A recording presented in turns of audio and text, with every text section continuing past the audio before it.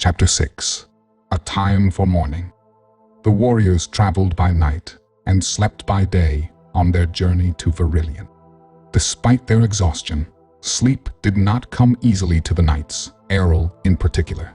Even when he was in the safety of Eidolon, he found his mind drawn back to that fateful night in Palacaid. One night, as he lay in his bed, he heard a soft rapping on the window. He rose from his bed to see what the source of the noise was. His jaw dropped in horror as he pulled back the curtain and saw Demetrius staring at him, his eyes burning like flames and blood dripping from his savage fangs. Errol awoke from his nightmare and sat up in his bed. A cold sweat covered his body. He could still hear the ghastly laughter of the ghouls echoing in his ears. His heart was filled with fear as he sat in the darkened room. His body trembled as he felt a cool breeze wisp in through the open window. The curtains gently danced in the wind, an eerie reminder of the white-robed fiends. As Errol sat in his bed, staring at the window, his dark thoughts of ghouls were dispelled by a knock on the door. "Who is it?" Errol called out. "Eadril," came the reply. "Come in," Errol said. Eadril entered the room. He immediately noticed how pale Errol looked. "You seem a little out of sorts," Eadril observed. "Are you all right?" "It was just a nightmare," Errol said. "What brings you here at this late hour? Has Cerberus arrived?" "Alas, no," Eadril answered. "And I am afraid that I have still more ill tidings to bear. A royal courier arrived from Argion within the hour, bringing with him a most urgent message. Your father is very ill, Errol. We must return to Teluvia immediately." "But what about Cerberus?" Errol asked. "We cannot leave without him. In fact, we may very well have to go back into Palacaid to rescue him." "Errol, returning to Palacaid is impossible," the commander said. "If the gargoyles did not get us, the vampires most certainly would kill us on sight. Even if we went back with an army, we would have no idea what kind of traps the vampires might have put in place in anticipation of a future incursion. This is a difficult subject, but you must understand that if Cerberus does not find his way out on his own, then we must consider him lost. But there is still a chance he can find his way out, is there not?" Errol asked hopefully. "Yes, there is," Eadril agreed. "Now, get some rest. I know it will not be easy to sleep with so much on your mind, but do try. We have a long day ahead of us tomorrow." With heavy hearts, the knights continued their journey home. As they passed through the White Mountains, a brisk wind blew at their backs. The cycle of seasons was nearing its end. The warmth of summer had given way to the turbulence of autumn. There would not be a mild winter that year. Already, the air hinted at the harshness of a season yet to come. The frigid hands of nature's death were waiting in the wings, set to wither all that was lush and green and shroud the land in an icy cloak. But the cycles of the lives of elves and men do not follow those of the seasons, and for some, death comes before winter's chill. As the knights passed through the gates of the glorious elven city of Argion, they sensed an air of somberness. Black banners replaced the burgundy and gold standards representing the house of Adrius. Gone was the cheerful bustling that streets had come to know in the days following the defeat of Dyaxis. By all accounts, it was a city in mourning. The warriors made their way through the quiet streets to the royal palace. A strange feeling came over Errol as he passed through the doors of his home. The servants all looked upon the young prince with expressions of condolence. Lydia was the first to greet them. Her face was pale, and her cheeks glistened with tears. "Lydia, what is wrong?" Errol asked urgently. "Oh, Errol," she sobbed. "It is so terrible, so very terrible. Father," her words stopped as she broke into tears. "What about father?" Errol asked in a tone of alarm. Lydia appeared to be too overcome to reply. "Tell me what has happened to father," the prince demanded. "He is dead." The voice was blunt and grim. It was that of Ectheon. The new king looked exceedingly gaunt and weary as he entered the room. It was obvious that the king's death had taken a great toll on him. "He passed late last evening," Ectheon continued. I was at his bedside, in his waning hours. The king's eyes grew misty as he fought to hold back his emotions. He paused for a moment to regain his composure. He then continued his account in a weak and trembling voice. I cannot begin to describe what it was like seeing him fade right before my eyes. I always knew the time would come, but it did not make the moment any easier. I would gladly give up my crown to see him alive again. Errol was completely devastated by the tragic news. I cannot believe it, he said in a tear-choked voice. He had hoped to see you and Cerberus one last time before he died, but alas, you arrived too late, Ectheon told his brother. He then asked, where is Cerberus? He has gone missing in Palacade, Eadril answered. It is our hope that he will emerge safely. King Ilias of Aurelian has placed his border guards on alert and will send us word at the first sight of him. I see, Ectheon said. We shall cling to that hope. Teluvia has cause enough to mourn today. A few days passed, and Cerberus still had not returned. Ectheon was reluctant to lay his father to rest without the entire family being present, but he could wait no longer. It seemed that with the exception of Cerberus, all of Teluvia had assembled in Dunsborough to pay tribute to Eleuthean. Indeed, a good portion of the kingdom had, along with dignitaries from other nations. The most notable of these was Ectheon's wife, Queen Sarah of Elcadia, now Queen of Teluvia as well. All grieved the loss of a great leader and a kind and just elf. It was true that Eleuthean was a good king, as were his predecessors. And just like the previous kings of Teluvia, he came to an untimely death. Indeed, he would have died several years earlier if Eadril had not saved him from the deadly effects of Dyax's poison.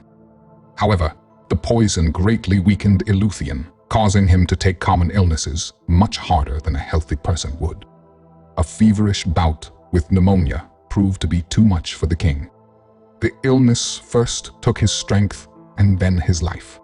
The king's family was affected the most by his death. Steady streams of tears ran down the cheeks of both Princess Lydia and Queen Gwendolen.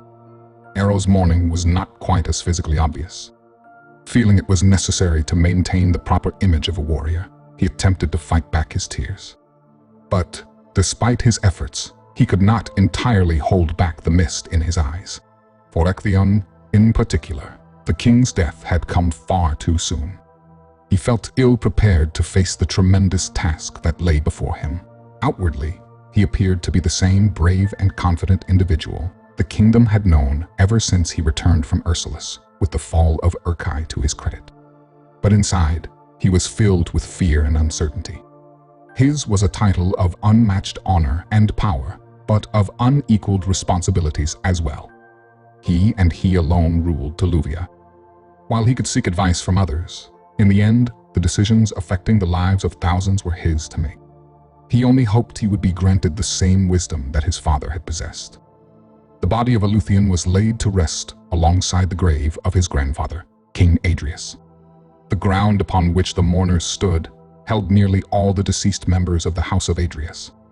However, the body of Teluvia's greatest hero could not be found there. Though the headstone of Eleuthean's father, King Ordrian, was displayed prominently in the royal burial garden, Ordrian himself was not buried there. The king's body had never been recovered during the Devordian War. The act of heroism that allowed the elves to imprison Diobor had forever separated Ordrian from his people. The mourners slowly tapered off to join in on the reception that followed the funeral. As the crowd thinned, Ectheon took Eadril aside. I need to speak with you alone for a moment, Ectheon said as he placed his hand on the commander's shoulder. The young king glanced around anxiously to make sure no one was within earshot. It is about Cerberus, he said. You are concerned over his delayed arrival, I imagine, Eadril assumed. Yes, but I am more concerned about what my father had to say about him before he died, Ectheon explained. What did he say? Eadril asked. We were discussing the future of the kingdom, Ectheon began. You see, I love Sarah dearly, more than life itself, but ours is not an easy marriage. My ties to this kingdom and hers to Elcadia keep us apart a great deal of the time. By becoming king, I would need to spend even more time in Teluvia, which would mean I would have far less time to spend with her and our daughter, Sindorio. And now our second child is well on its way. I figured that it would be best if one of us gave up our position. I would never think of asking Sarah to step down from the throne of Alcadia. After all, she was chosen by the people to be their leader. My only claim to the throne of Teluvia is having been the firstborn son. So you do not want to be king, Eadril concluded. Did you tell your father? Yes, Ectheon replied. I explained to him my reasons for declining the throne. I suggested that Cerberus be made king instead. After all, I suspect that Cerberus wants the throne far more than I do, though he may not admit it even to himself. I believed that such a course of action would be the best for all concerned. But the mention of Cerberus as king struck a sour chord in my father. He utterly refused to turn Teluvia over to Cerberus. His emphatic refusal left me very confused and rather skeptical of my father's state of mind. I began to wonder if he had gone insane. I realize that Cerberus's daring ways may not make him an ideal king, but he means well. I could understand why my father would be a bit apprehensive about entrusting the power of the throne to my sometimes hot-headed brother, but to rule out the idea as emotionally as he did caught me quite off guard. I asked my father on what grounds he based his utter lack of faith in Cerberus. His answer turned my blood to ice. It is said that the power of clairvoyance is often attained when one lies under the shadow of death. If that is true, then my father must have envisioned something so ghastly that he could not even begin to describe it to me. Before he died, he told me that no matter what happened, Cerberus was never to be given the power of the throne. He said that to do so would bring unmatched sorrow to this kingdom, and to me in particular. His words were so urgent that the mystery of their full meaning has troubled me from the moment I heard them. It is my hope that you might have some clue as to what was troubling my father. I'm afraid I cannot help you in that regard, Eadril said. Your father was a wise elf. There is a definite purpose behind his warning, though what it is, I do not know. One thing is certain. He has placed a great deal of faith in you. You in turn must put your faith in him and heed his words, as confusing as they may seem to you. But his words placed Cerberus's integrity in question to such a degree, Ectheon pressed on. It sounds almost as though we have something to fear from him, something evil. Cerberus is not evil, Eadril said strongly. I do not think that your father meant to infer that he was. Then what did he mean? Ectheon asked in frustration. The commander could only shrug as he said, I wish I knew. But I think you would agree that it would be best if we never found out. And so I must remain the king, Ectheon said wearily. Either that, or take the chance that your father's terrible vision will come to fruition, Eadril said gravely. There is another thing that troubles me, Ectheon said, and I say this only because my father seems so dreadfully wary of my brother. What if our discussion is based on a false premise, namely, that I have control over my claim to the throne? What if I claim the crown, only to lose it to Cerberus through force or treachery? As commander, I am sworn to protect the king, Eadril said solemnly. That means I am sworn to protect you. In light of what Dyaxis has done to this kingdom, as well as what your father has told you, I believe that you are right to be cautious in your thinking.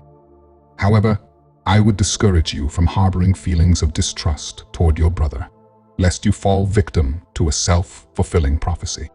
Allow me to play the part of the skeptic in your place.